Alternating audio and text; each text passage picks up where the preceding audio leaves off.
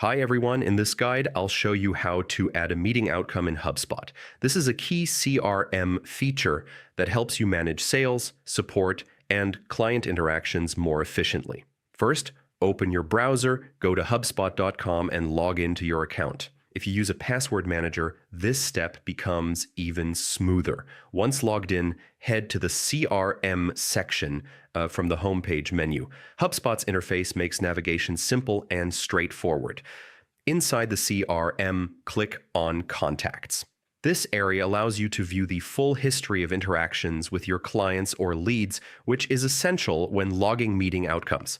Now, select a contact and open the Meetings tab. Here, you'll see a list of all past and upcoming meetings linked to that contact.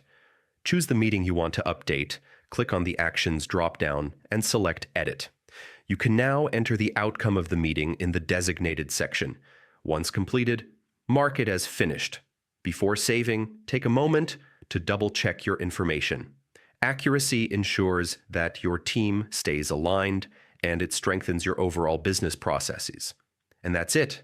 You've successfully added a meeting outcome in HubSpot. Keeping records updated like this helps your team stay organized and supports smarter decision-making